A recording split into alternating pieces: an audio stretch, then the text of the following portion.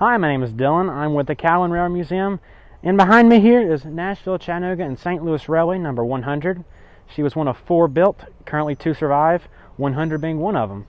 Her sister, 101, is up in Maine currently, operating on a short line. Now, what makes 100 special is she was the first of the bunch ever built. And she's been on display here since 2007 and was put into her original paint the same year. Now, back in January of this year, I started work on the inside just to kind of make it look better, make it more presentable, because people will climb up here and they'll look in, and I don't think they want to see a rusted interior. So I thought to myself, maybe I need to change that. So finally I got permission from the museum director, and I started work on the inside to help clean it up for the people and make it look better. So let's go take a look.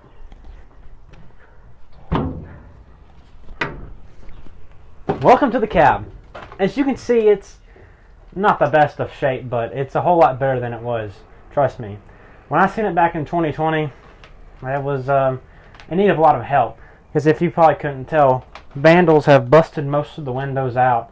So most of moisture in the rain, snow, whatever has came through over the years, it's gotten here, and it's taken its toll on the whole inside. And as you can see, paint's peeling everywhere on the walls. But if you look on the electrical cabinets, both of them, they're in much better shape. That's because those two are the main things I've been working on.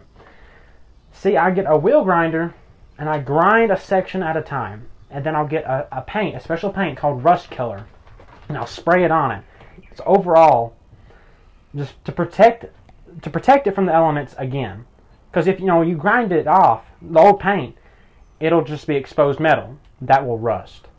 But if you put it in this primer, it'll help out a lot, and it has. I've used it in the past, and now I'm using it for 100, and I gotta say, it's holding up pretty well. I'm honestly really pleased with how it's looking, but as you know, it's gonna take a lot of it just to get the whole cab done. But as I have stated, these 2 electrical cabinets have been my main priority, and yeah, I've gotten those done. Now, let's take a look at the controls. As you can see here, we're missing some things. We got none of the handles for the brakes. Yeah, barely any gauges still in it. Most of them are busted out, the ones that are in it. Don't worry about it. Currently, they're inside the museum. They're safe from out in the elements. They're stored until future notice, in case we ever do anything with this old locomotive. They're waiting to be used. Now, about the gauges, sure, you're missing quite a few. You would think, they must be kind of hard to find, aren't they? We got that covered too, thanks to pretty much the person who put this sucker into its original paint, Mr. Tom Knowles. He was a very big help with this locomotive, getting it going, because this sucker did run not too long ago, about 17 years ago.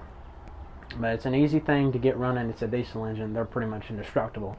However, he had a lot of gauges to put in this thing. He found most of them, and they're currently inside awaiting to be put in too. 100 can be complete internally, gauges and whatnot inside the cab. Most of it is complete, but most of it is also stored inside, just awaiting to be put in. Now, if you look here at the throttle, it looks a bit weird. Most of the time, it would be a bar coming out, and you squeeze it, and then you go down your notches. You ain't got that on this. This was upgraded. This is the newest piece of equipment on 100. This right here is called an increaser. It's like a gas pedal, pretty much. You don't do your normal notches. You don't go notch 1, 2, 3, 4, 5, whatever. It is simply just like a gas pedal in a car, but use your hand, of course. You go this fast, blah blah blah. That's full throttle, whatever. That replaced it sometime in probably maybe the 90s, 80s, maybe the last time it was used. We don't know. It was last used back in, I think, the 80s or 90s. Either way, it was replaced some point in its life, and now has this. And I mean, if it worked for them, I'm sure it does just fine No. But that's enough with all the controls here. But one important thing about this locomotive is it has some very, very important history to it. And I'm fixing to show you it. Now, that box right there plays a very important part of history. And you're probably wondering, what on earth could it be? What could it be? That little box over there. Well, that box right there is one of the first remote controls that actually ran this locomotive. We don't have the controller, but that right there, that's the brain. That is a big chunk of history compared to locomotives nowadays. Because you have several remote control locomotives. Well, that started it right there. That is the first one. The Louisville and Nashville put this in 1960 for yard service, and it's been in it ever since. We're very fortunate enough to display this locomotive because of its rich history, especially with that. I mean, it's not just a simple 44-tonner built back in 1950. It is one of two surviving 44-tonners the Nashville, Chattanooga, and St. Louis Railway ever owned. So 100 might just be another 44-tonner, but it's also the first remote control locomotive ever. And that plays a very important part in history. Thank you guys so much for watching. We hope you enjoyed. Please be sure to check out our YouTube page where we stream the CSX Chattanooga Subdivision 24/7 and our website www.calvinrailmuseum.org. And I think it's finally time for me to leave.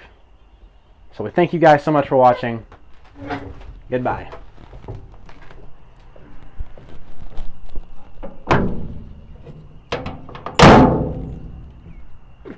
That sucked.